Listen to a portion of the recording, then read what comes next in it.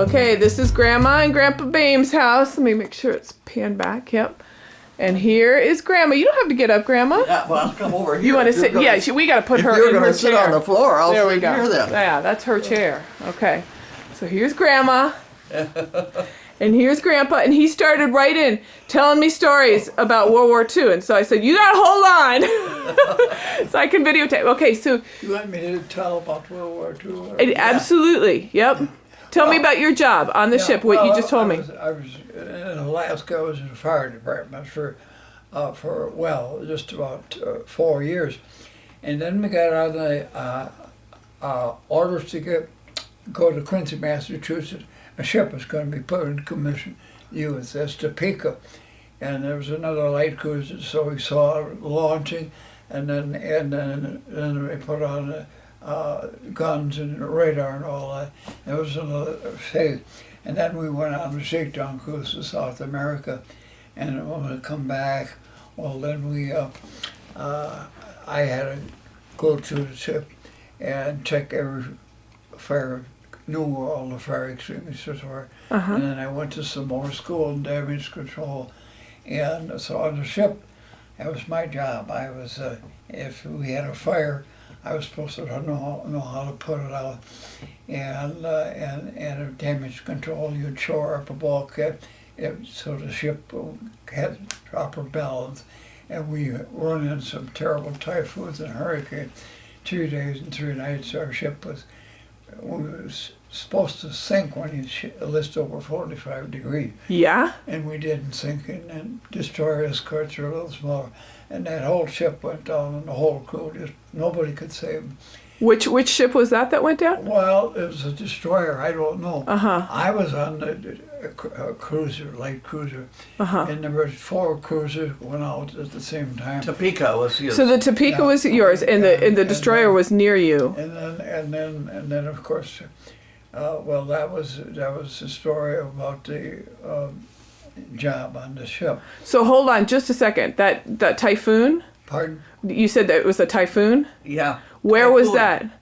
When and where was the typhoon that you were on? I didn't quite. The typhoon. Where was the typhoon? Oh, the typhoon was with the Third Fleet. This was in waters out of just about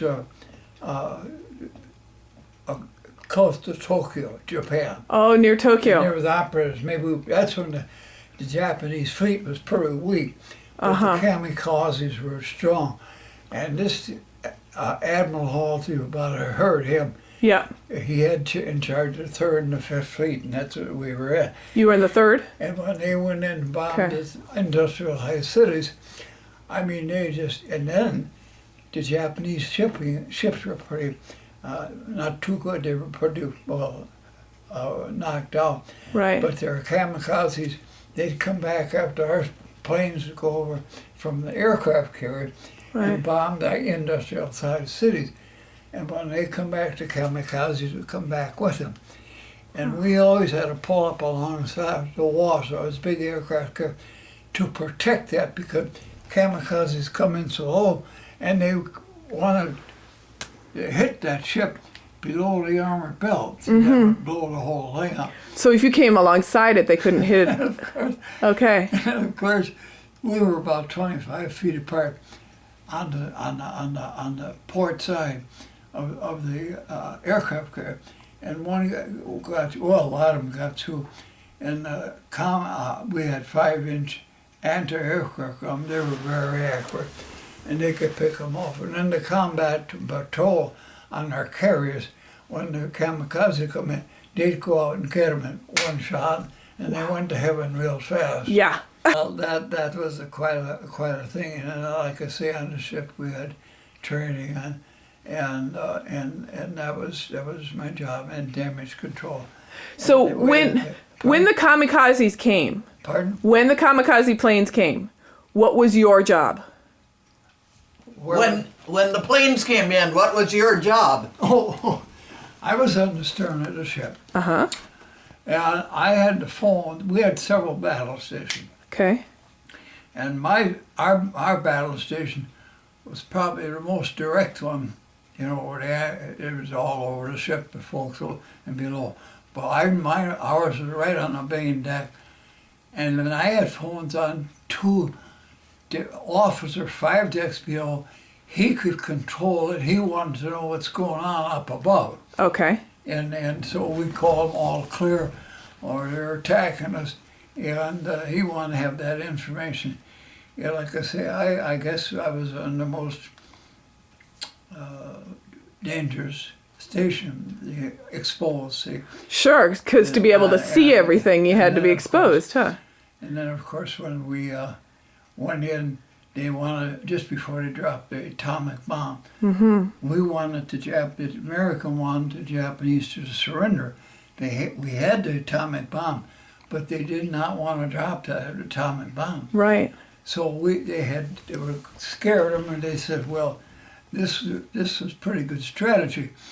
That's when we went in at night at midnight and knocked out this radar station, and we close to Tokyo. And so our intelligence was good. We went in, we were supposed to hit the radar station right in Tokyo, by the southern part. And we continued going north, so we kind of fooled the Japanese, and they prepared for us to hit it in the north. And we turned around our Topeka, Oklahoma City, and had 2 other cruisers all went in, and our ship was on the lead, and those guys were right behind it. And our ship would open up, and everything we had, and they hit that, and the other ships were behind, the Oklahoma and destroyers and stuff. Okay. And we knocked that thing, the flames went up. I don't think they blew up like the 4th of July. So we just got out of there and got back. See, because the Japanese, we were concerned that they were going to follow up. Sure. They saw all the power that we had to protect us. But the war is not like a John Wayne, you know. I mean, when we went in, it was a screwy night. We spotted a ship, see? And anytime you have a ship surface, they should have a person on watch to receive a message. Yeah, and nobody answered, so we opened fire at night, and the flares were, here it was our own submarine. Oh my goodness. So they said, thank God you guys were good shots. Oh yeah. You missed them, huh? We went in and Luckily. Yeah. Yeah. You're like, next time answer. We went in and we got out of there, and then we got back to our 3rd Fleet. And then the Japanese had a big airport to northern part of Japan. Yeah. And we was on the way up there because we thought they were going to take off. And that's when we run into storms. See? Okay, so And the aircraft carriers, you know, they're about 40 foot from the deck down to water. And my God, I mean, it was just, it's a miracle if they ever survived it, you know. right. And like I said, the kamikazes would come in so low, and if that was their idea, to hit below the armored belt on the ship. See, on the waterline, it's got thicker protection for the ship, and below that is thin. It's like the skin of a sheeting on a house. See. Oh, okay. And that's where the kamikazes were headed, and so the one did come in, like I say, got in between. Yeah. And our guns, like I say, we blew them up right between the ship there, and well, like I say, he went to heaven real fast. Yeah. And, Wow. So you saw that. I had a guy. Wow. You see, I had a patrol back there, back and forth, get the information to the officer's deck and damage control. Okay. And I was, like I say, I was on the main deck, and it was officer was behind me. See, I was second class, like a rating, like in the Army, like a staff sergeant. I had a pretty good rating. I was Okay. an officer. Uh-huh. And so that was that's what that was, yeah. And like I say, then the officer behind me was supposed to see that I was doing my job. And when they opened fire, the guns were going. And so you never know who was in. Now this officer they call the 90-day wonders. We had good officers, smart off, but there's always the 90-day wonders. And they had the college education, and this guy grabbed me as I was walking, and when the guns were off, all I could think of, oh my God, if I got hit, this is my job. Right. Sure, I was scared, Yeah. but I that's my job, and that's what we're out here for. And this guy behind me, the officer, I could see we had a lot of good officers on ship, very much, but this one officer was a chicken. He grabbed me. Oh. I couldn't even walk. Oh no. I couldn't even walk. Oh. And of course, anyhow, I didn't report him. The war was just about over. So. Uh-huh. And of course, because the admiral, he liked what we had some fire drills, and I had a lot of experience. And when they fight a fire, it could be dangerous if you don't know what you're doing. Of course. You got to back up. Well, the drill was not very good. The guys started out. Everybody wanted to hose, see. Uh-huh. And the hose was being tangled up. When you fight a fire, you've got experienced people. You got the guy with the hose, a guy behind him, maybe spraying water to protect you, or have a mask. You could have a mask that'll give you oxygen for an hour. See, and the backup. If you don't have the good backup, we lost him. Here up at Abbotsford, we lost a fireman. They didn't do it right. They didn't back it up. Right. I mean, we had some fires in Sitka, and this lady was a civil service worker, and we went out that night, and they said this whole house was burning up. That's where she stayed, the civil service worker. Okay. They usually had them with the military. And here she comes screaming. She said, her house is on fire. My purse is on the bed. And our fire chief, he says, stay back, sir. She never heard, listen, she snuck right in between me and this other guy. Grab her, tells me, he was the fire chief. Bring her out, she was kicking with her feet. So we dragged her, took her right out, you know. Yeah. And they sprayed water over us. To keep us so we didn't get, because the flames are coming out. Oh, yeah. And you get down. But a good fire, experienced fire, a fire department, if you're in a good city and you got a good fire chief, it's dangerous, but it's not as bad as if Right. you don't have the right,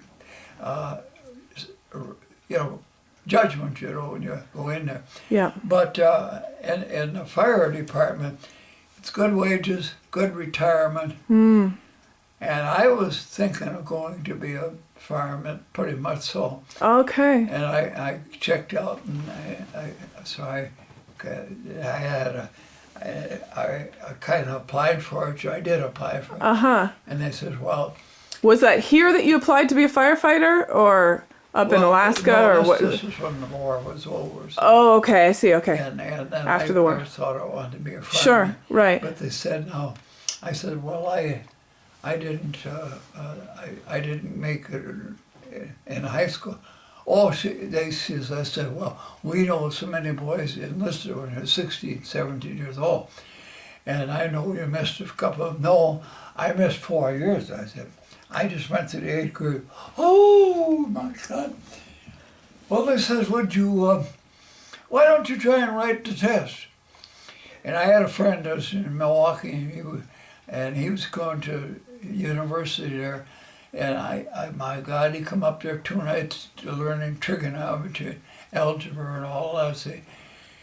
And then, so then when they had, they said there's 5 subjects, and you have to 5 Saturdays. Once is history, or geography one, and right down the line, and the last one is English. And I struggled because I had pretty good information. This guy taught me trigonometry, algebra. I had that down pat. Well, English, holy crap, 100 questions, true or false, multiple choice. And we had a big long table. I had no attempt in cheating. And this guy looked at me and said, "You having a little trouble?" I was at number 20. Don't forget to tell her about the pocket. The what? Pocket with all the pens. Oh, well, I'll get to that. This guy, he impressed me, you know. And I didn't intend to cheat. He shoved the paper over to me. I copied everything from 18 to 100. And I thought, well, I'm gonna get a good mark in English anyhow. Right. Well, I waited about 2 weeks and I got a call from my landlord. "You're on the phone, Leonard." And I can remember this word. "This is Mr. Stantel, he's the head of the Board of Education. We cannot figure it out. If you miss one subject out of those 5, you're out. You don't get no high school diploma." And he said, "We could not figure it out. You missed one. English was terrible. Terrible." I said, "Is that right, Mr. Stantel?" I mean, I didn't lie, but I said, "Is that right?" "Yeah," he said, "but the Board of Education, we analyzed, we looked at, and you did so very well. History, geography, all the math. English, it was terrible." Well, I didn't say I copied him. Right. I just said, "Is that right, mister?" "That's right. We're making an exception. We're going to give you a high school diploma, printed on there, qualified. You go to any college." And I got it in the attic. It's up there. Yeah, your diploma. That's And I great. told my brothers and sisters, see, they all went to high school. "Oh, no, Leonard can do it." Yeah, I did. But now that's what you could say cheating, but I'm just telling you the truth what I did. That's right. See? That's right. And when I struggled on the others, they said, "We're making that exception. One of those classes you miss, you don't get it. But we're going to make that exception." Yeah. So I got the high school diploma, and a lot of people did. But that's how I got it. And if you want to call that cheating, I did that point. But the cheating harmed me more than it done me good. That's right. Shouldn't have done it. And you would. It was grace. That was quite a sensation. And of course, a lot of people wouldn't believe me. My brothers too. They all went to. When I grew up on the farm, if I could drive a horse or something like that, and break a horse and farm, I thought I didn't have to go to high school. I could have went to high school, see. Mm-hmm. Yeah, all my brothers and sisters. So you didn't go to high school at all? No, I never. Oh, wow. 8th grade, see. Uh-huh. But anyhow, getting back to a fireman. But can you imagine that somebody talked to him about teaching him math and geometry and all That's of that? just amazing. A couple of nights, and you did he well on all those tests. Passes the test. Yeah, that's amazing. It sure is. I saw the world. See, that was not new to me. Different countries. You were homeschooled. You were homeschooled from after 8th grade by seeing the world. So how old were you? How old were you when you enlisted? When I went to the Navy? Yeah. 22, I guess. 22. So in between I was in there 4 years. in between 8th grade and 22, you were working on the farm? Pardon? From the time you were 8th grade until you were 22 years old, were you working on the farm? Yeah. Well, I worked in Milwaukee for a while. What'd you do in Milwaukee? I left the farm and I went to Milwaukee and worked down there. How old were you when you went to Milwaukee? When I went to Milwaukee, I was probably 20 or something like that. Okay. Yeah. And what did you do in Milwaukee? Well, in Milwaukee, at the first job, I worked at a cookie and candy factory. Uh-huh. For 50 Johnson's, cents. wasn't it? Huh? Johnson's Candies? Johnson, okay. And what was your job there? Pardon? What was your job? Oh, we had a assembly line Mm-hmm. when they feed you.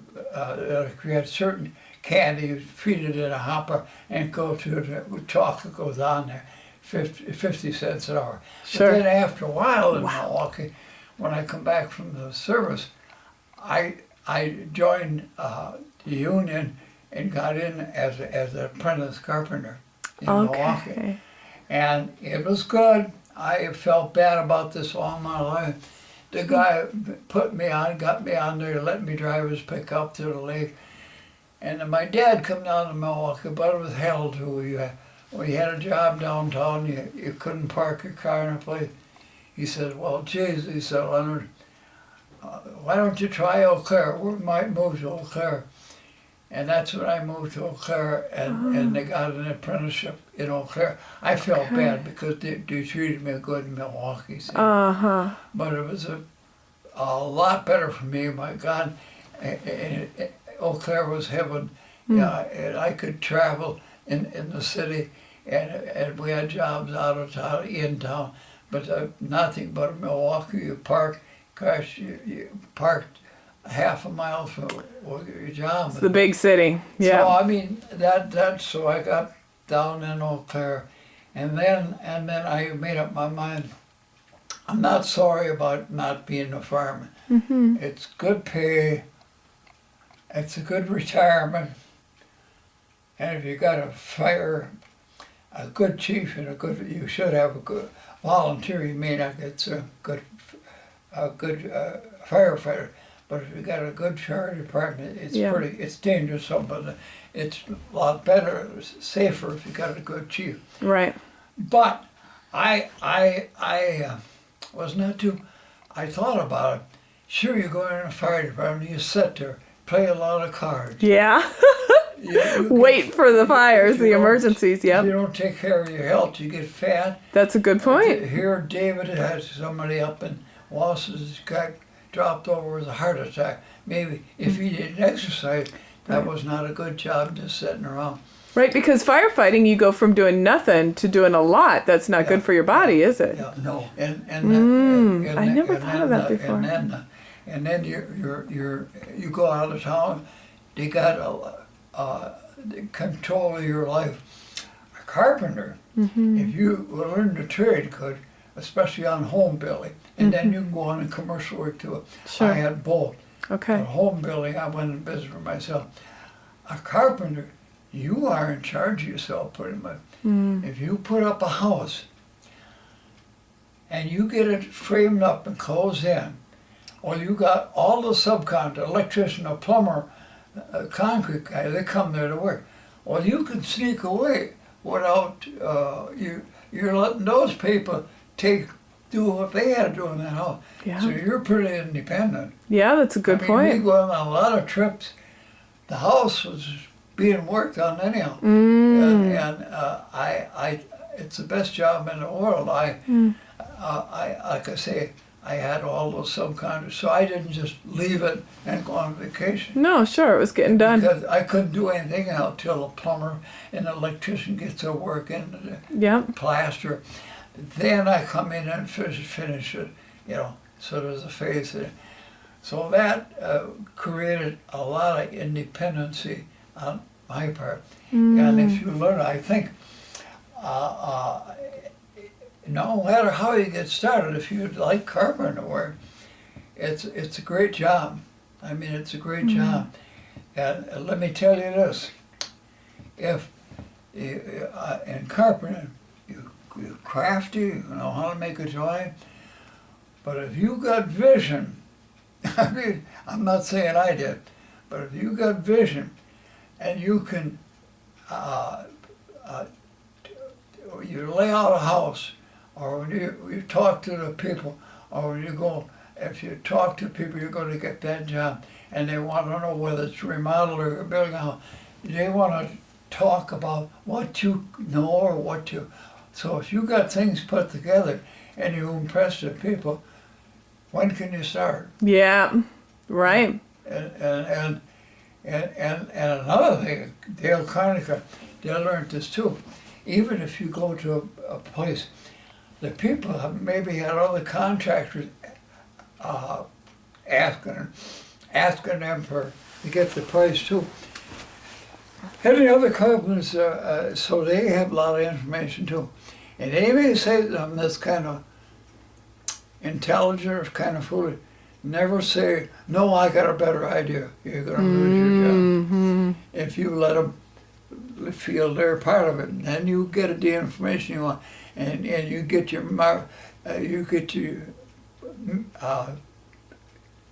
message across Yep. without insulting the people. People don't like to say, I got a better job. Oh, of course. But and you can learn sometimes from this thing.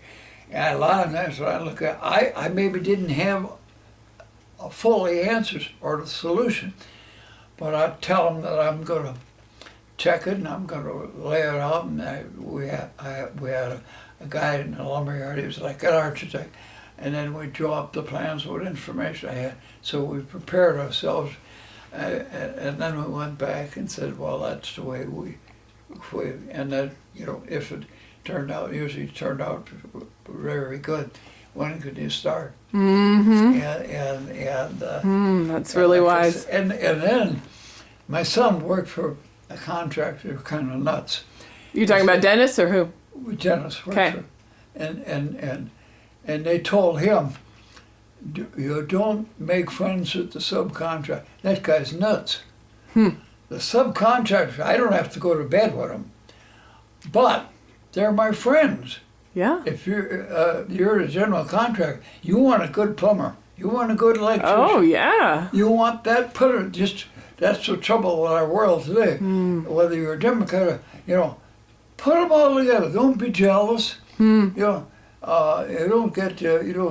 don't get no ideas by being jealous or and they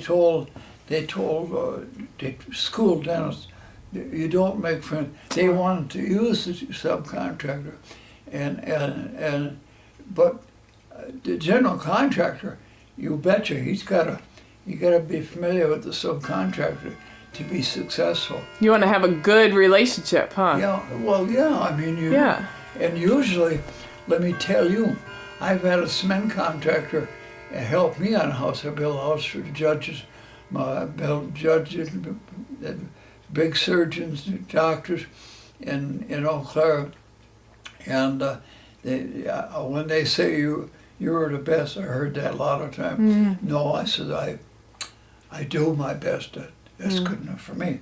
I don't want to say I'm the best. Yeah, a lot of things turn out good, but I do my best. Yeah. There you go. Anyhow, that's quite a, and like I say, and remodeling as you get older. That's a big face. That's a wonderful thing. You don't. It isn't all production. Yeah. And that can be good. So later on, I miss it. I miss this here. I mean, I loved it when I'd have. My God, I went to a doctor different times, and this one, I did a lot of them for doctors, but this one would open his whole house up and had beams in there, and I didn't like the way we had the beam in there covered it, and I told him, I said, I think, I didn't want to disagree, but I just told him the beam should be like the rest of the beams in their harmony. No, I said, that's what the architect said. Well, I said, I don't think it's going to look right, but we'll put it up there, Philippine mahogany, and then the rest is all oak. I said, my God, we went on vacation, and we come back, and he says, you were right. He said, it don't look right. So I didn't have to tear it up, we just went right over it. And, so sometimes without insulting, yeah, you can figure it out. Maybe 95% of the time they're right, but there's a time when, that's what you're, I mean, you don't have to be pushing, but you're gonna, and if you got vision, I mean, I was at Habitat, Right. And we put in the first house that was built there, just down, and that was so successful. I told my wife I'm going to join Habitat. She said, well, all you'll be is a troublemaker. No. I said, I'll be a troubleshooter. I got on there with Humble, and we had a nice guy in charge of me. And he says, I said, what do you want me to do? Frame in that closet. I didn't tell him I was a contractor. I didn't want to brag. Right. I framed that, boy, I got my way all the way through. And then I got to the stairway that was terrible. A winding stair was not proper. And I told the guy in charge, I said, that stairway, we've got to do something about that. Well, we all figured it all out. Yeah, and we can't change it. So if they're proper, it's okay. Well, then we got the stairway, and so I told him what I was going to do. He said, well, I can't do it, but if you can get permission, there was the chaplain and the building engineer on the committee. So I went to the chaplain, there was no problem. He said, you can get a better stairway. Then I went to the, he was an engineer, or I don't know, I guess he tested skills for the state. I told him, well, he said, my wife says we come far enough. Well, I said, John, I said, I'm scared of my wife, but not that scared. So I did this. We knew we had a wall. We knew a wall down there. You can't run into the wall. You had that widening stairway. It was put in proper. You can't, but they didn't have the room for it. And when you got down there, so I just started up in the stairs. I come through. You hit a wall. I knew, and it made a turn. And then the ceiling was over there. And I didn't have enough headroom in there. But that wall I hit was a clothes closet. And it was just where I hung shoes in there. Well, we just put an angle in there, eliminated a dozen shoes, maybe had too many shoes. And we got a beautiful stairway. That solved the problem. Yeah, and so that house, they had a big write-up about that. It was turned out as the first house in Eau Claire. So I wasn't a troublemaker, see. That's right. Troubleshooter. There we go. Yeah, but it is like if you got a son that is interested, I could recommend that. And a fireman, I'm a little thinking of, it enticed me a little bit, retirement. Sure. Big. Right. And so forth. And if you've got a good fire department, I think a volunteer fireman could be dangerous if you don't know what to do. Sure, yeah. But a good fire department, they're pretty good. But they got you. They know what you're doing. You got to tell what you're doing. If you're going out of town, I felt so free that we could go on vacation. Yeah. To get back to your warriors, tell her about the how the bow of the ship was bent down from the hurricane, not the hurricane. What do you call it? Right. The typhoon. We left you at a 45-degree angle. Yeah. The ship, yeah. If the list is tipping over, if it lists over 45 degrees, you should sink. Yeah. Well, we had an admiral on the ship. I proud to salute them. They're smart people. We went over 20,000 miles and never got hit. I mean, they're good people. And the bow from hitting the water, hit the ship going down. Well, the skin, like here, you got studding for your house, but on the ship it's metal. See. Right. And you have an armored belt on the waterline, that's for sure, so don't get knocked out of it. Right.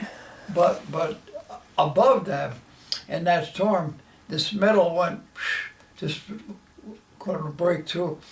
So they had a welder coming in down there and going to make a weld in between to reinforce that space, to get it more firm so it don't break through. and I was down there with, the fire department in case they couldn't. And the welder, see, in the Navy, you got people in the Navy it's like a civilian. You got electricians, plumbers, Sure. everything. All the jobs. Yep. Cooks, bakers, and so I went down there and I was panting like that, and the guy couldn't get and he was a chief welder, but the guy was standing there and he said, I don't know why I'm having such a trouble to get that weld. I thought he'd burn off to get another reinforcing it so it didn't break through. Yep. And the guy standing behind there, he just was a boot, just got in the Navy, but he worked in the shipyard. He said, I don't know how, what's he's having so much trouble getting a weld there. I thought he kind of, well, son, you think you can do it? The captain said, he was down there too, I was down there. He said, I'll give her a try. But you see, this guy worked in the shipyard, so that skill, Sure. Right. those things happen, So he got it fixed. So this rookie, Pardon? this rookie guy, Rookie, yeah. the rookie guy was the one who fixed it Fixed it, yeah. and saved your whole ship. Yeah. What's his name? I did great. Do you remember what that guy's name was? You mean that That did That the welder. welding. Yeah, I could picture him, but I could picture him. I couldn't just tell you right off. Sure. Right. Yeah. But he came in. He was just a boot camp. See, I wasn't too familiar with him. We had 300 people that were on the ship when I come from Alaska. I got orders to go to Quincy, Massachusetts, and we launched the ship and put it in commission. So that was a 3-month affair. Then we went to South America, come back and went through the Panama Canal from the Atlantic in the Pacific. That was the Ocean. Shakedown Cruise, a new ship. So they took it down to South America first to see if everything was working. Okay, What so a was it? shakedown crew does what? Is They to see check if it out. everything in the ship is working. Okay, so you took it from Massachusetts Yeah, down to South America. to Panama Oh, we went to Trinidad. Trinidad. to Trinidad, and you're so- trying everything out there. Yeah. We left. First the shakedown cruise was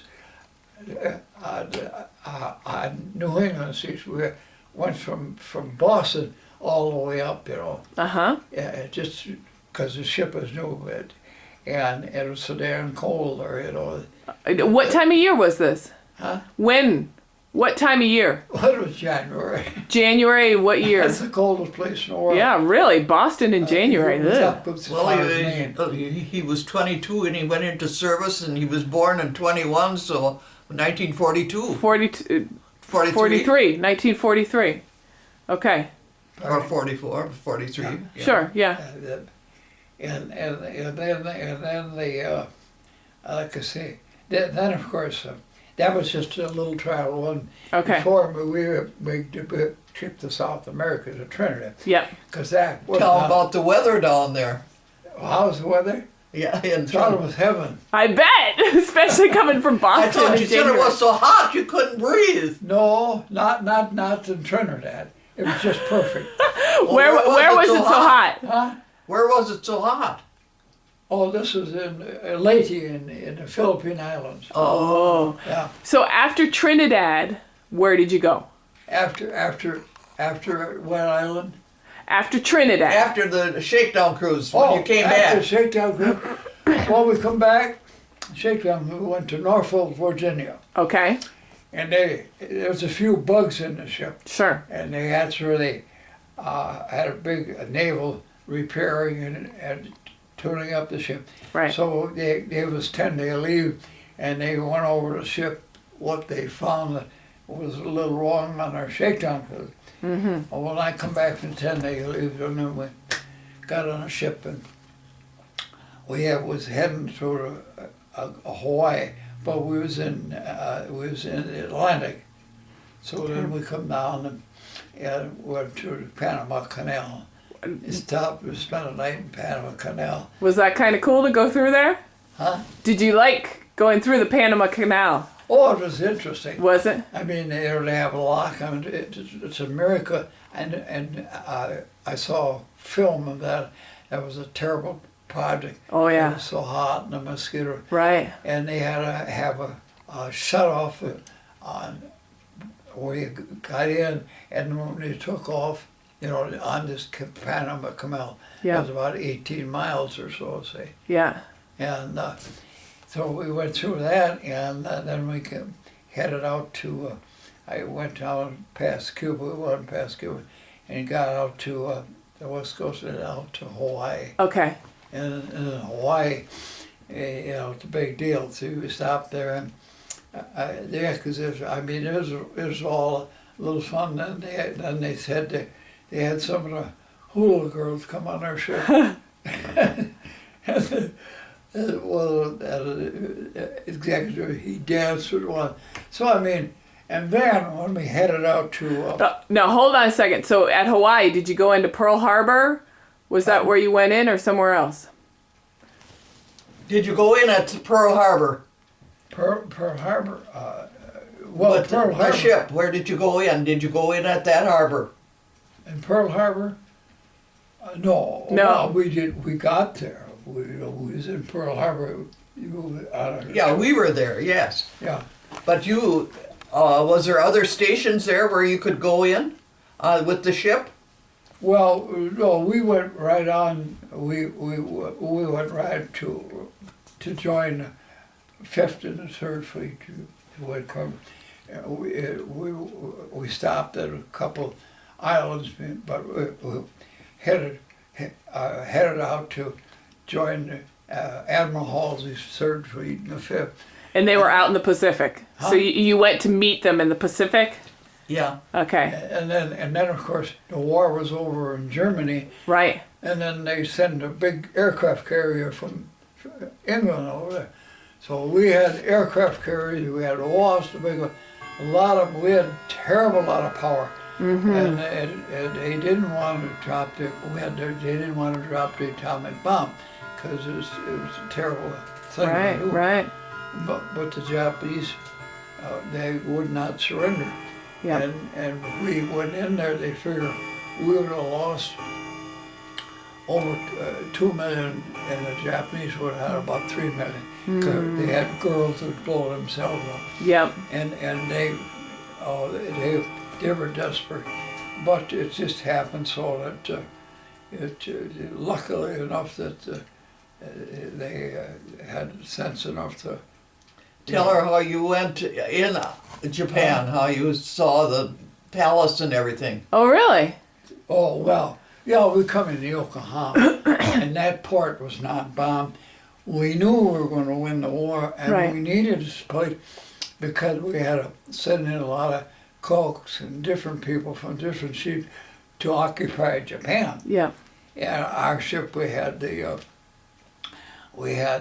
cooks and skilled people, and a portion and all the ships had personnel to occupy Japan. Mm-hmm. And and like I say, things happen.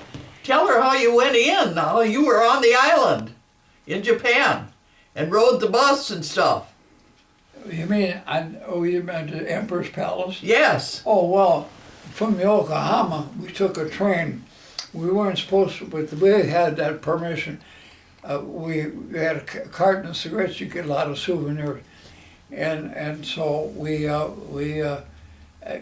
in, and we got on a train. I wanted to get into Tokyo. And they said, you're on your own, you do it. The Japanese, however, they said it might be dangerous to go in there, but the Japanese, they had a little American flag, so they were smiling. We got on this one train to go into from Yokohama into Tokyo, because we could get, you're on your own, they said. Right. And on the way in, the train was just loaded, just packed. And there was a woman, a Japanese woman, had a baby, and the baby was crying, it was sick. And this one, we had good guys in the ship, but there was always one Sure. He did this. Get up off of that seat. Ah. I says, you little son of a bean, you let that woman say that with the crying. She said, baby, we won the war. We don't want to start another one. Oh. And so we had to stand. We Good got line. into Tokyo, and then a lot of the food, we had cigarettes you get some. Oh, we went around and some of the big buildings, there hotels, and the one place we went is a big hotel, pretty close to the, well, it was real close to Empress Palace. And the girl in there said she went to school in the United States, and the Empress Palace, they had a guard, American guard, and they guard there. You don't go there, that's their god, see? Yeah, right. So, but we were, you know, maybe 25 feet from there. Wow. So that was it. that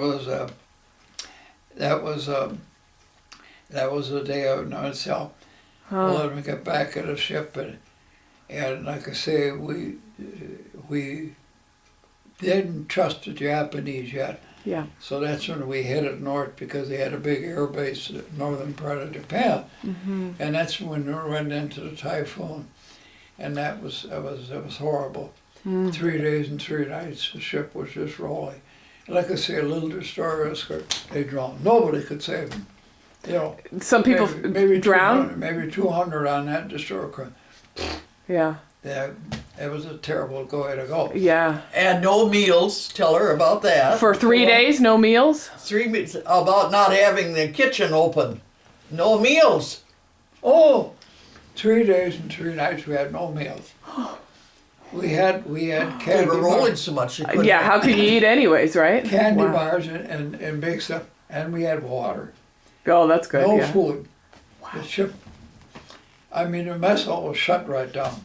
During that time, can you do any work, or did you just kind of try to hold on? And Well, everything was flying around. Well, first of all, when they shut down everything, they had the, what we call the kitchen where they feed you. yeah, And that table was down the middle, and the ship was going back, and the table slid across that metal deck down there where the cooks were, yeah. and broke a sailor's leg, so they just shut the mess hall down. Wow. And so the 3 days and 3 nights we had little cookies, and we had candy bars, and we had water, and of course you didn't think. You better take a drink. Huh? You better take a drink. You've been talking. Oh, yeah. Keep yourself hydrated now. Okay, so maybe Grandma, you can help me out with this too while he's drinking. But So, it was quite a journey. No, we had like I say, our admiral. I could say a lot of people would say, well, if you didn't salute him, you were in trouble. You know?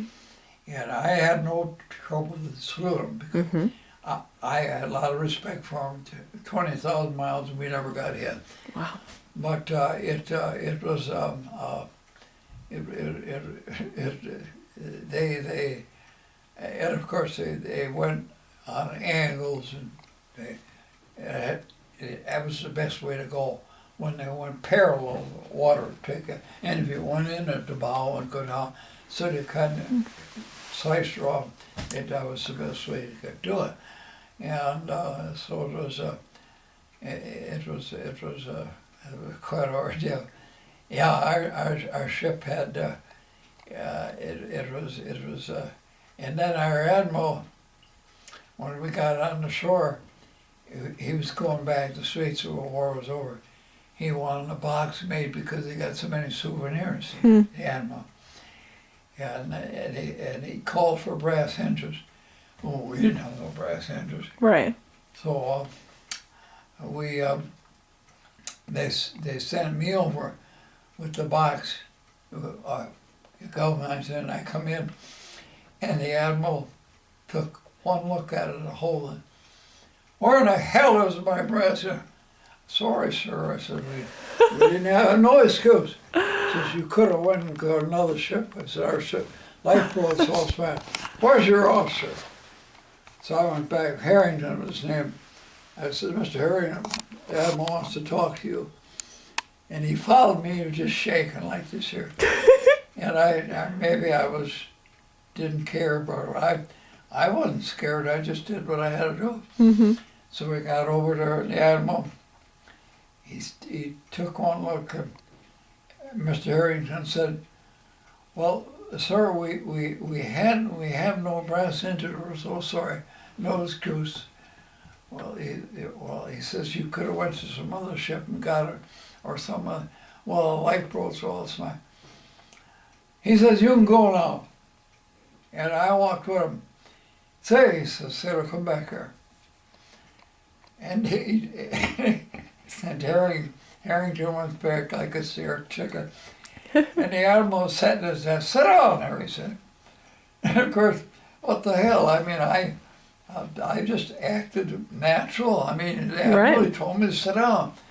He said, "Now what are you going to do when the war is over?" I said, "I'm going to get out as soon as I can." I probably shouldn't have said it. That's the trouble with this damn Navy. He said, "We need you sailors in there." Mm. But he had me sit there, and so we just had a little talk, and so he made me feel right at home. Mm. But admirals, like I say, they got schooling, and let me tell you, to get you through 20,000 miles and never get hit, that's pretty good. This is Admiral Hadley. Pardon? What was his name? Admiral Halsey, Halsey. Okay. What? your admiral's name. Holden. What? Holden. Oh, Holden. Holden. But it was in the Third Fleet. Well, he was Admiral Holden was it wasn't maybe he was an admiral. See, Admiral Halsey was in charge. Everything. Of the Third Okay. Fleet. Okay. Yeah. But this. But Holden was Admiral your ship. Holden Was the Yeah, Topeka. his ship. He was the admiral Okay. of our cruiser division. See. Okay. Oh, the division. Okay. And our ship happened to be The head ship. Admiral. He was in control of had a lot on all the all our ship destroyers and them. Okay. And Gotcha. Admiral Halsey was the granddaddy of the whole thing. See. Gotcha. Okay. And, but he had control. He was under General Halsey. He was a tough old guy, you know. And when the kamikazes would come in, and they most of them they got one shot, and they had intelligence knew about where they were going. See, Admiral Halsey, he said, "Go in and get them sons of bitches," he said. And they went in and blew up a place where the volunteers, these pilots that flew those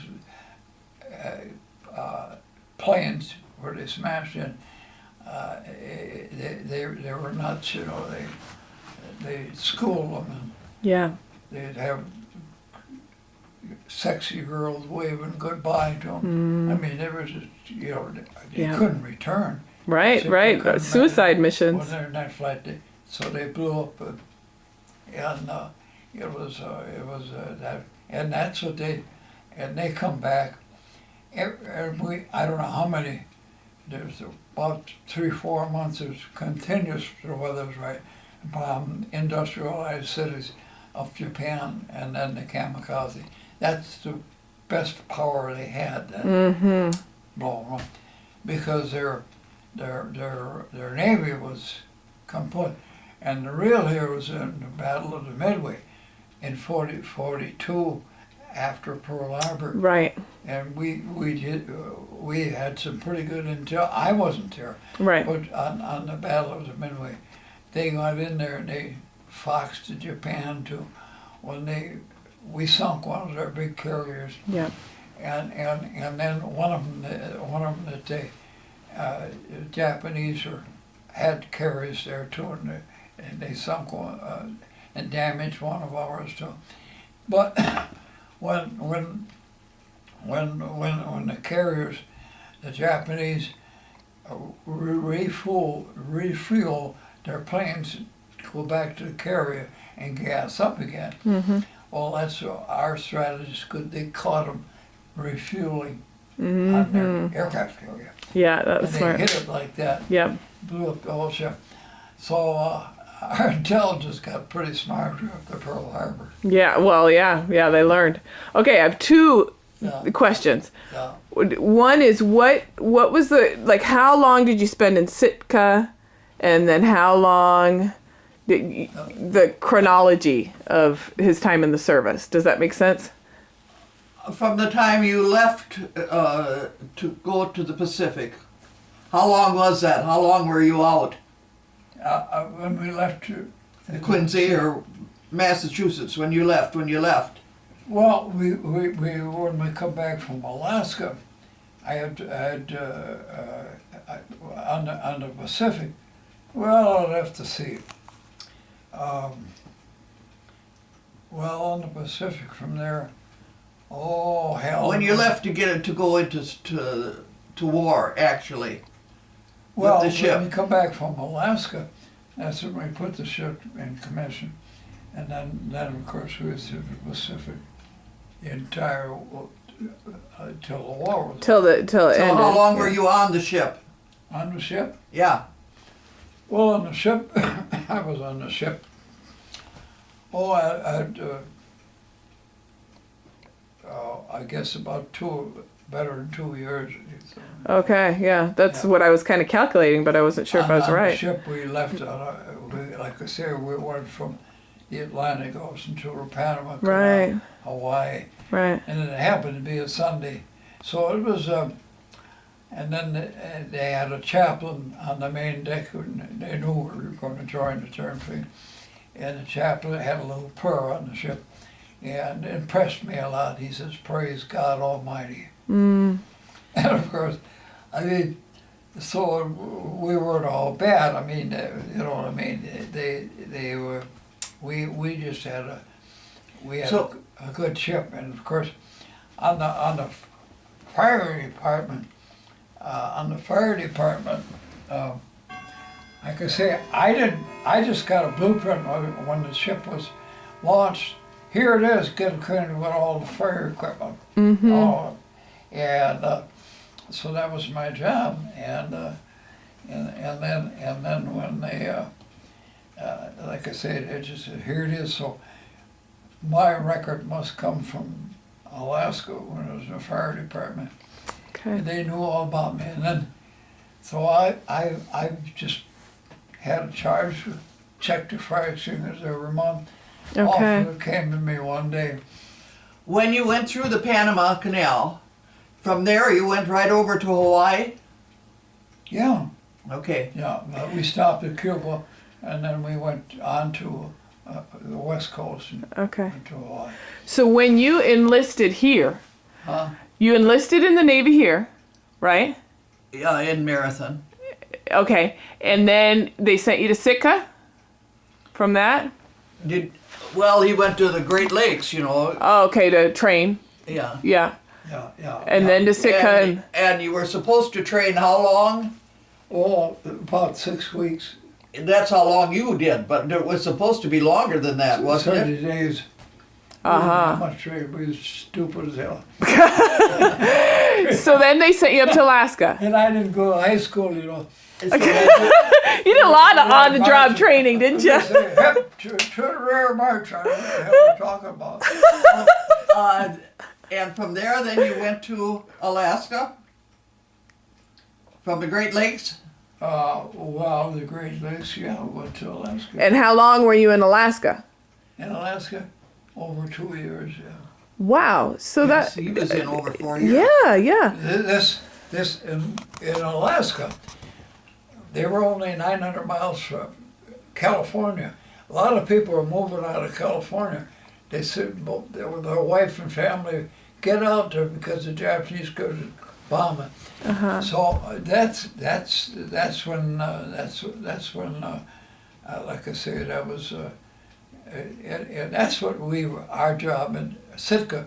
We had naval. He was in the bases. fire department there. Right, Yeah, right. but I'm saying, well, Army had 2,000 to 3,000 Army people stationed in Alaska because we had to stop the Japanese from going into Right. from there, and then of course, then and we had the Marines there, and this is a big air station we had there, and the sailors. On this fire department, it was an island. We had 3 miles around it, and of all magazines, with firepower in there. Wow, all surrounding And the island. we'd have to inspect Wow. that every maybe 2 or 3 weeks. We'd have to inspect it, Huh. and and then on the ship they test you too. I guess I told you this commander. He says, "Bam, did you get the fire extinguisher check this month?" "Yes, sir." He said, "How'd they test out?" "Fine, it was just wonderful. They all checked out. Carbon monoxide, air, it was, and this is particular fire extinguisher had white stuff comes out and everything. Oh, right. It had carbon. It was not carbon monoxide. Carbon. It was in this extinguisher. It was not monoxide, but when you got it in a 130-degree room, it could blow up, and it could bust out your whole mechanism in that room. Mm. And when he said to me, did you check your thing?" I said, "I sure did." He said, "How'd they check out?" I said, "They checked out fine." "Well," he said, "I'll tell you what," he said, "I just came from the boiler room, and that's got about 5 pounds less in there than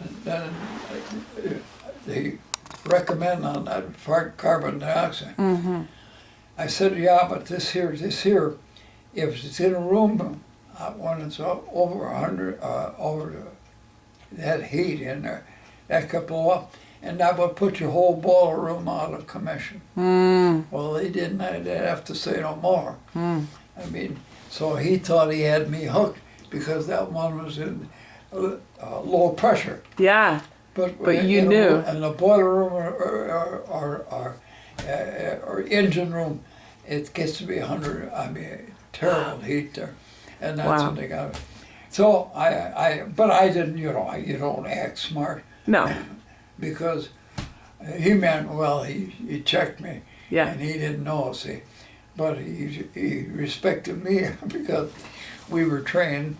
On the carbon dioxide, I mean CO2 they call it, Mm-hmm. and if that, like I say, if that when they wanted to get rid of them, they made damn sure it got thrown overboard way out because they're powerful as heck. If it just dropped alongside the ship, it might harm the ship. Right. I never saw one blow up, but that we were schooled that they blow up. Yeah. And that heat.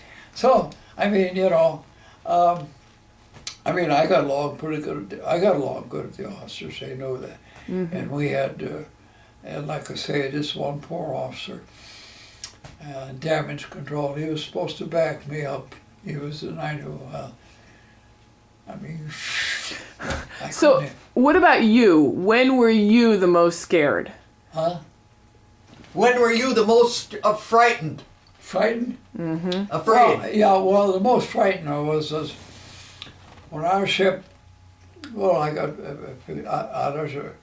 when our ship was on the lead and we hit that, we were supposed to, we went north and we fooled the Japanese, we come back, and our ship was on the lead, the Oklahoma, and destroyers to back it up. Yeah.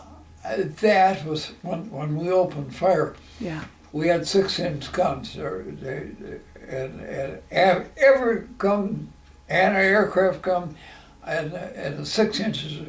And when they opened fire, the ship just, I mean, the shells. I mean, and I thought, my thought came to this here. Yeah, I wasn't comfortable about it. But, I mean, When they were thought- under fire. Of course, yeah. Who would be comfortable with that? Yeah. This is what I was trained for. Yeah, Huh? yeah, huh? A thought came to my mind, my God, that's what we volunteered was defend our country. Right. And so I thought, well, I mean, it came to my head, Yeah, if we get hit, well, that's what we're out here for. right. So that eased me, and I felt good. So I told the guy that, and this guy was I don't know, but he says, what the hell? He says, you guys are too dumb to get scared. No, I says, you got the Marines. What a line. Those are dedicated people. That's why they wanted the They give their 18-year-olds. life. Yeah, huh? You know, dumb. That ass. I mean, dumb. No, you weren't dumb. You look at the poor army guys, the Marines and the soldiers. You know, we were at least we had food and we had a bed to sleep in, and those poor guys. Yeah. Those guys were heroes, boy. Let me tell you. Yeah, yeah. They were heroes. Because we were comfortable on the ship. We had everything from doctors to all walks of life on there, and we had cooks. We got They had a nice warm bed, even if it was a. A moving bed. So why did you enlist in the Navy? Why did you choose the And Navy? of course, Tell her why you chose the Navy. huh? Why you chose the Navy over the Army. Yeah. Well, my dad, this meat market, he said, Bam, he said, if you got, because my oldest brother was in the service in the Army, Okay. and he suffered something terrible. And he In said, the Army. if you got somebody else to go, he recommended the Navy. Mm-hmm. And that's why I joined the Navy. He said it would be easier than the Army. And the Army. Well, You've always got hot meals. Oh, interesting. Yeah, yeah, because And you're look, not. your laundry was done for you. That's a good point. Yeah. Huh? Yeah, poor his brother Eugene tells about how he washed his laundry in his helmet. Oh gosh. Oh, Right, yeah. and you're eating the MREs And you all the had time. those rations Yep. that you had to eat. Yep. Right. So it Oh. was much nicer in the Navy. But the Navy, we were that to marching camp like all their great people, the Marines, Ryan and so on. But when they said, we all didn't have gone to school in boot camp, so the Army says we're going to take you over to, you had to cross a little channel, and they arranged trains because we didn't have that training boot camp. So they said, well, get in line. And the Marines and the Army's there, and hip, 2, 3, 4. Oh my God, they said, is this a sloppy bunch of guys? They had to shape you up, huh? But we got over there and we got good marksmanship, but we were not the type of guy. I mean, you had to give them credit. I mean, but the Navy appealed to me. I mean, it was, I mean, the ship we was on, we had the U.S. Topeka of the cruiser division had the best record of the gunners on there. So we had a good ship. We had some tremendous smart officers on there. And this one officer in damage control, he was just like he had a brain every part of the ship. And he just kept everything. He had it all in his mind, and he was like an engineer. A ship, you know, he got a lot of compartments and a lot of battle stations on there. Yeah. And so they everything, and you got the below deck, 5 decks below, and also at superstructure you got 3, 4 decks there, and you can get from where our bunks would, you can get all the way up to the folks without going out on the main deck, because you got just ladders and keep that ship airtight so you can go up on like a shut. You go from one room to another. You got locked doors, so you don't have everything all open. They have they're different. The hatches, your door, everything got to be locked in there, and just a little one little opened up and they close it up, but you don't just open a big door. No. And that ship would not be in condition for if they got hit. Right. Yeah. Wow. Always thinking of World War II changed the world Yeah. because before that, you know, the women were at home Right. all the time. Right. Then when all the boys left, there wasn't anyone to do the work. Yep. So the women had to take over. That's right. And that's when the women went in the shipyards and everywhere. And there was no turning back after that. That's right. So what- after that, and even before that, Yeah. teachers could not be married. Oh, really? Oh yeah. Because they'd have to stay Just home as and take soon- care of. Right. Just as soon as a teacher would get married, they Yeah, could she's not done. teach anymore. Right. Right. And they didn't even want the school boards to know if they had a boyfriend, really. Oh, Otherwise okay, they sure. wouldn't get hired. Right. And all those things. It just changed the world because Mm-hmm. after that, when the boys came back, well, the women had been out working. They didn't want to go back to the house and keep house. Right. They wanted to keep on working too. So what did you do during the war? Well, I was on the farm and helped Yep. because there wasn't any help to be had. Right. Right. And then I went to beauty school. Right. And that's when I came to Eau Claire then. Yeah. Yeah. Yeah. Wow. So You're true. I gave blood every 6 weeks. Every 6 weeks. Every 6 weeks they would bring a bus around Uh-huh. and you'd go and you would give blood.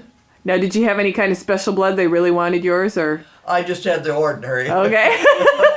But there were people who regularly gave every 6 weeks. I mean, that was not Oh unusual. yes. Oh yes. Huh. Yeah, Oh, there was such a need for it. you Yeah, know, yeah. After they got into the war. Well, and Right. stuff. Yeah. Right. So that was about the only thing that I could do Uh-huh. at that time. Yeah, but that's a lot every 6 weeks. Yeah.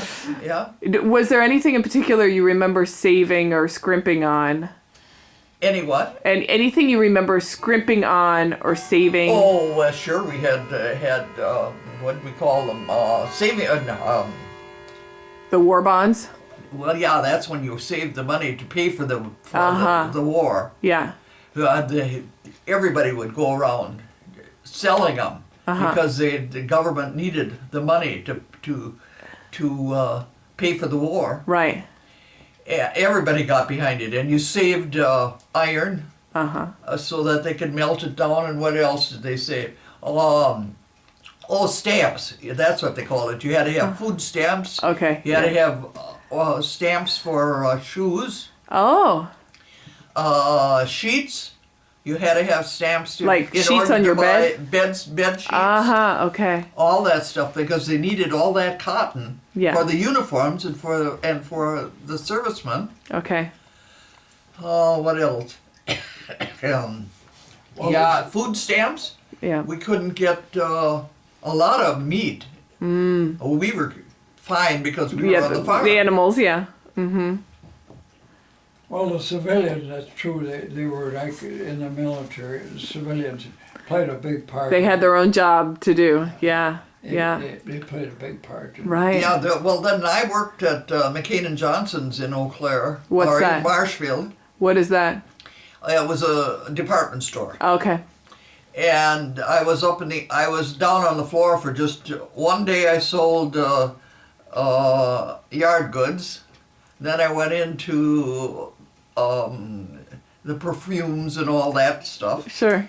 And then the boss came down and said, "You haven't made a mistake on the slip. We need help up in the office. You come up in the office." Ah. So I went up in the office and I didn't want to be there. I wanted to be selling clothing. Because that was more exciting. Right, right. Boring office work. So then I Yeah. get up in the office and oh lordy. I said I didn't even take shorthand.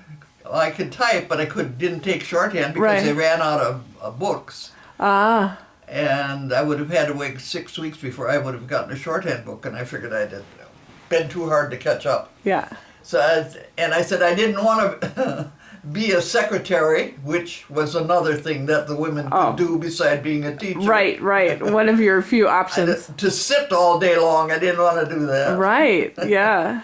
So I said, I don't want to be in the office. Oh, yes, you are. You're going to be in the office. Because you're so good.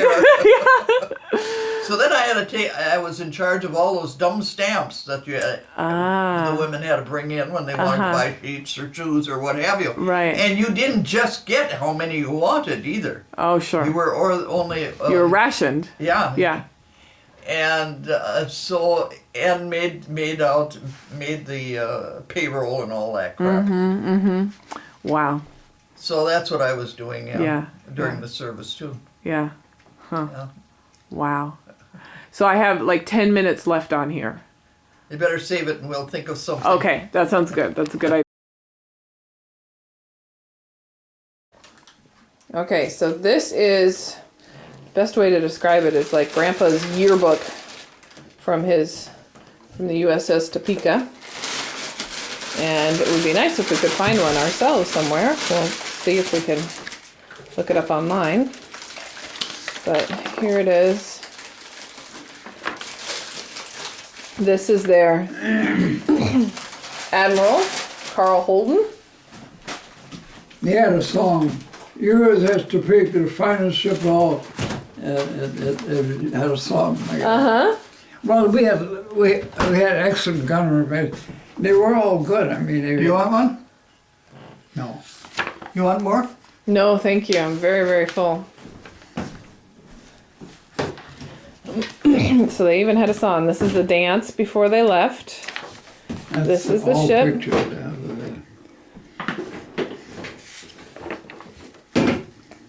Fine looking ship. I asked him what happened afterwards, and he said that it was too heavy on the top, and so.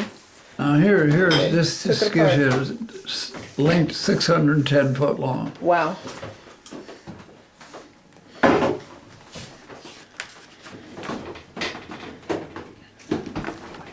Shows one plane that was tipped over. Oh. We had two observation planes. They're shot off on the catapult, see? Uh-huh. You know what I mean? Wow. They should have, they were just observation, checking. Okay. No fighter planes. And they picked up pilots that were shot down in Tokyo Bay. And they had room for one only in that plane. And they come back and they got the one guy out and they says, in here they tucked another guy in. He was all full of blood. They picked him up, it was shot down. So these planes, our planes, these two planes would pick up some of the pilots that were knocked down in Tokyo Bay and then bring her back. And they're on a ship around the catapult. They shoot that off, and then they're in flight. Wow. All right, so this is the Admiral and the Captain. And we've got some pictures of Grandpa in here. This is Grandpa getting his hair cut. That's him right there. Handsome fella, huh? And then, let's find, he was in R division. Here's X. Here he is. So he is this guy right here, right in front of the 6-inch gun. Get it without the glare on it here. And then you see the black fellows were the cooks. Put that back in there. Here's their song. Can you sing the Topeka song? Pardon? Can you sing the song? Oh, this is the finest of all. Oh, yeah. Yeah, this is we're the finest of all. Sure, we sing that. Can you sing it now? You won't sing it for me? No, I don't think I could.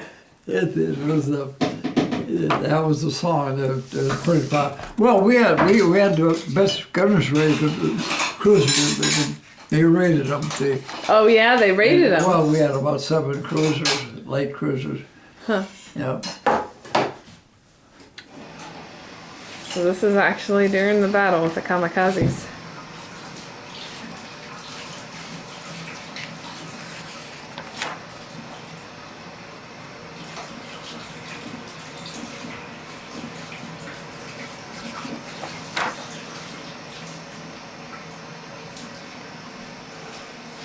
Yeah, the aircraft carriers, they said the bow is 40 foot from the water. And after the storm, it looked like the bow looked like a tail bent over. Wow. Hit the water. Water is hard when it hits, you know, when it comes down on Not very forgiving. solid, Yeah. Wow. you know. Huh.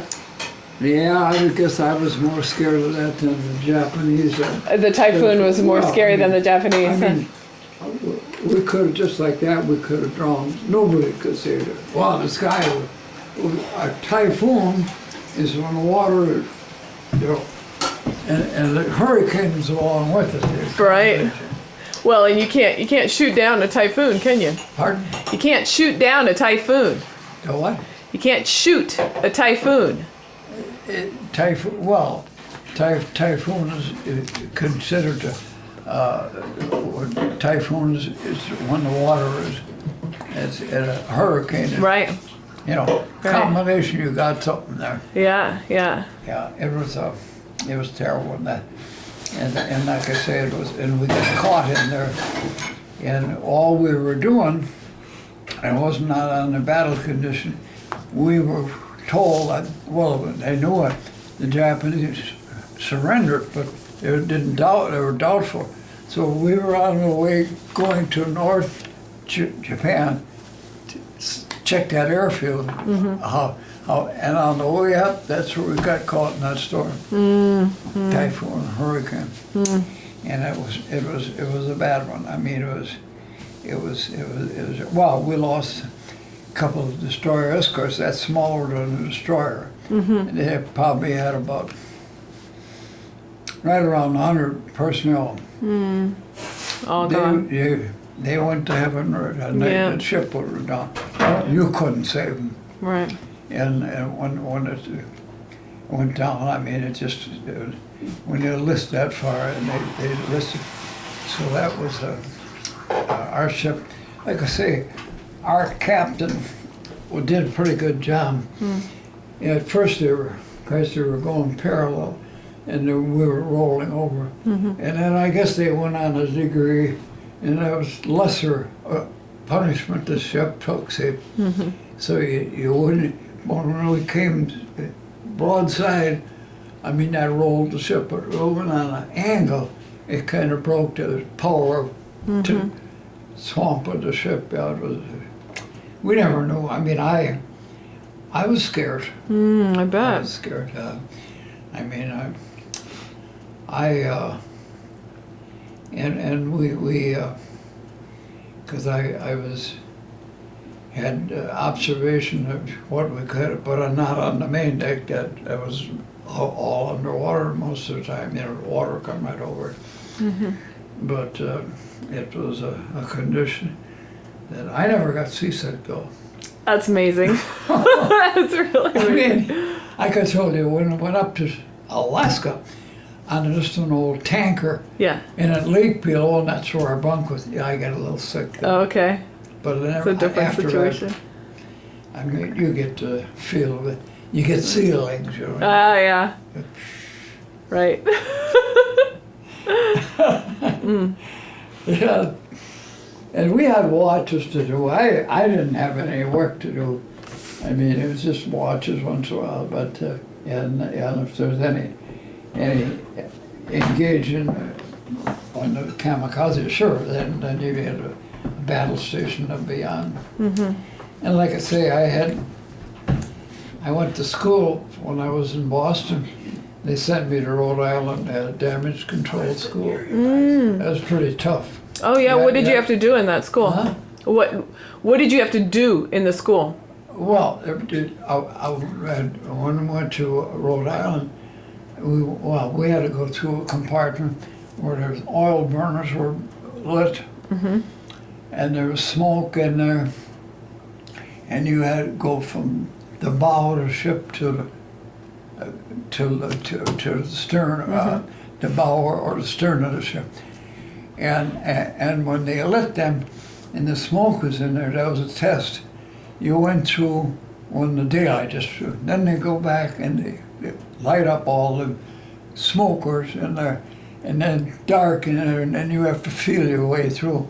Wow. And I tell you, guy behind me, he was screaming, "Jesus God, where are we?" And he grabbed me, and well, I was damn scared too. I mean, get down there, but I had to pass the test, see. Right. And I did, and follow. We got to it. You got to. When there's smoke and when there's fires, there's a lot of prevention side. When you got a fire and flames and smoke, in the fire department, like on a ship, you had a mask you could put on, a seal, and that was timed for 60 minutes. And that I'd give you oxygen, then it's all was up. So there was some preventions too, if you had to go in there. And they also, like I told you, when that lady come out and was screaming, her purse was on the bed. Right. She went right through. We just had to drag her out. She screamed, and we had to go in. They shot water over us because the flames had, and we stayed down as low as we could. We didn't get time to get a mask on, but we had to stay down. We had to get this lady. She was just screaming and kicking. We just drag her out. He said, "See," we took her and dragged her out. We just brought her out, and hell, when we got her out there, and we got the fire out, her purse was still laying on the bed. But the chief, he knew what he was doing. I mean, if she'd have got in there, she would have never lived. Right. Yeah, and That was like a silly thought of it hers. looked. I think she hated us because me and this other guy, we had to just drag her, pick her right up, bring her right out. And then there was guys that had hose with water with a spray to tame down the flame. Right, And then if you get low, if you have a fire in the basement and the house is all full of smoke, if you want to live, you get down low. Right.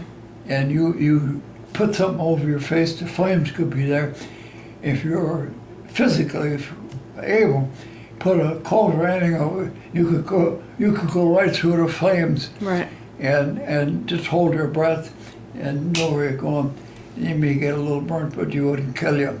Right. But you gotta stay down low.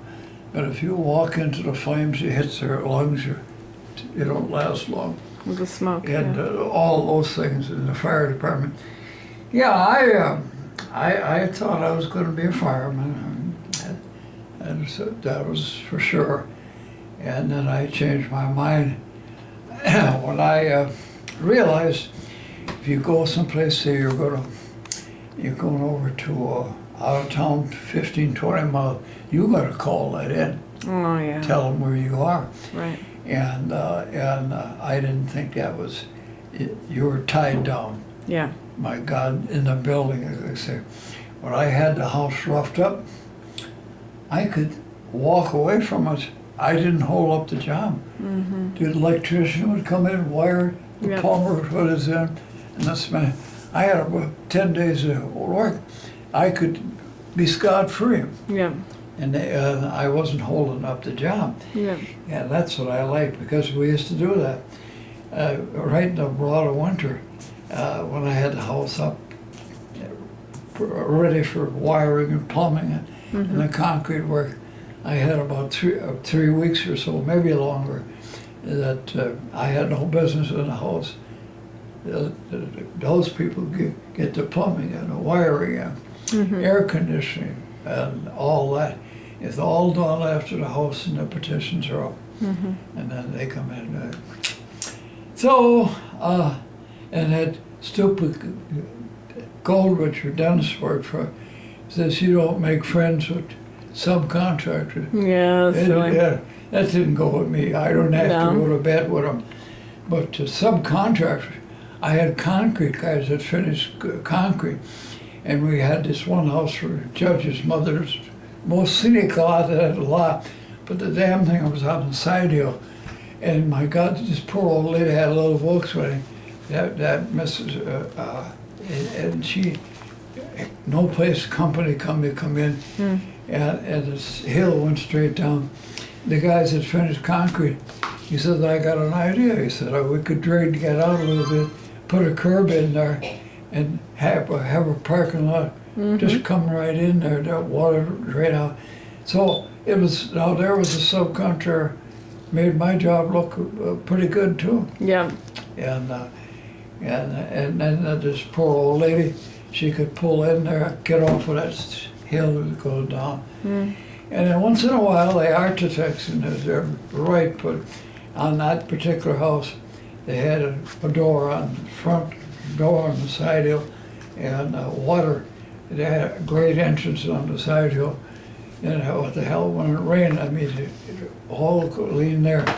And I told them I wanted to raise the house elevation there. The guy says, no, you don't have to do that. We got it all figured out. Well, they didn't. We brought the house up and had it up high enough on the backside where the exposed basement. We was up high enough, and all we did when they come into the front door, the shutters, house was up. We just had a bridge. You come in so far, a wooden bridge, and to step on that and get it out. But we still had to get that house up, otherwise. Right. And there, the architect, he says that's the way it's planned. Well, I said the water's going to run in there. I'm not going to build it on that. I said I'm not going to do it. Well, then they come up with this solution there. So there's things there that come across, and you don't. Usually they're always right, you know. But a lot of times they're not always right. And so 20 or 30 guys you were friendly with. 20 or 30 guys you were friendly with on the ship. 20 or 30 guys you were friendly with. Oh yeah. Yeah. Oh yeah. I had you know, just by face, you know, I could say, but maybe we had 20 of them that you were like a neighbor to. Right. And I was acquainted with putting 100% of personnel. I mean, How many people on the ship all total? we had 300 old sailors, and 1,000 boots came on. Wow. 300 were experienced sailors, Okay. and 1,000 came out of boot camp. Wow. But they were not no dummies on the ship, like I say. So when they come on boot camp, like this gun guy that made that well, he worked in the shipyard. Right, It's right. it's He had the skills for city, that. see? Yeah. You know, basically, it's not like the army. So their job was almost like a civilian there on the ship, like a city. Right. So that varied different than in the army. So close together. Yeah, we lost an awful good cook. He was going to go into when the war was over. They sent in some cooks and tradesmen, and they took the cooks. Didn't never have no gunnery practice, Okay. so they had them on the main deck, and they had fired a 45 at a target, see, teaching them because they were cooks, see. Right. And they all had to have a gun. Right. So this guy was looking with the 45, Yeah. and the chief that didn't like his position, so he walked over and he took his hand like that and pointed it where he should hold it. When he did that, and the guy had his finger on the trigger, and it went off, and the bullet hit that side of the ship with some steel, and the bullet glanced back and hit him right through the heart. No. Killed him. Oh my God. Oh. That was a sad thing. He was my friend. He was the cook. So that night, they said, there was about 3, 4 of us that they knew we were friends. They said, you come down to the sick bay, you get them prepared for burial, see. Wow. So we had to go down there, and that poor guy was laying on the bed, and I could just see that hole where the shot there, no clothes on. And they said, they says, well, no, we want you to, after a while, you write a letter to his parents. And so So you wrote the letter? we had all agreed Together. Yeah, together. Okay. And then when we had the letter written, well, then we had to get a sack, and help put them in the sack, and then tied a weight on them. Then the next day the shop made a chute and put it over the side of the ship, and then the chaplain come there and said a prayer, and then they tipped it where the body was in the canvas, and there's a shell in there to get it on. And then God bless it, he's buried him at sea. Right. That was touching. Yeah. Yeah. And then we all wrote, or had a letter, and we all added something, give our condolence to the parents. Right. They said that was, but that, well, they had to do it now. They say if the ships are out there, they got a cooler, they keep you in a cooler. Until you get back. Yeah, but this is That was not the case then, buried no. in that sea, see. Yeah, yeah. And then that was, they, like I said, I had an American flag, and they just tipped that chute over there. God bless you there. Yeah. But that was so. Now there, that chief that told him how to shoot the gun, I felt sorry for him too. Yeah, He didn't like the way he was holding the gun. See? Yeah. And when he should have been a little more careful than to take his arm. Right. And the guy, well, he probably just jerked, and that trigger went off, and the bullet hit that steel ship on the side, and that bullet went right through his heart. Yeah. Yeah, that was hard to think, but that's, oh yeah, well, just think of Pearl Harbor, huh? Yeah. They got how many they're buried down there, they never got them out. Right. Yeah. Still there. Really. Yeah. Well, my cousin, he was on the Canberra. So is this him? Pardon? William W. King? Is that him or somebody else? Oh, I don't know what. Oh, that's your divisions, ain't it? Yeah. What is this? In memory of William W. King. King. Oh, yeah. So was that him? Or is that somebody else? Yeah. That's the one. Yeah. That's the one. Yeah. Okay. Yeah, they had.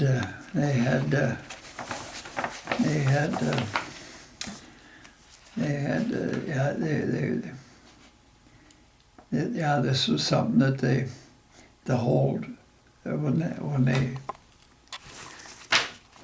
put them over, everybody stood at attention. Sure. Yeah. Yeah. Yeah.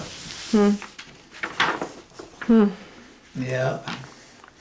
Yeah, all those pictures. Yeah, the pictures, Shannon. I mean, the pictures I probably forgot the name. We used to write to a couple guys and kind of played out. And this one guy got a divorce, and so I didn't hear from him. So he had a bad homecoming, and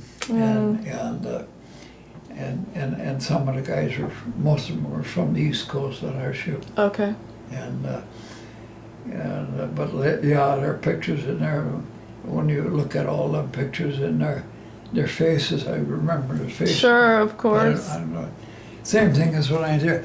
I forgot that this guy. Did remember after a while that they were taking pictures. They took a picture of one guy, and then they shot the camera over it. Maybe I just ignored it. But then when I paid suited, Right. Christ, Right. that guy looks that's like me. me. Yeah. That's great.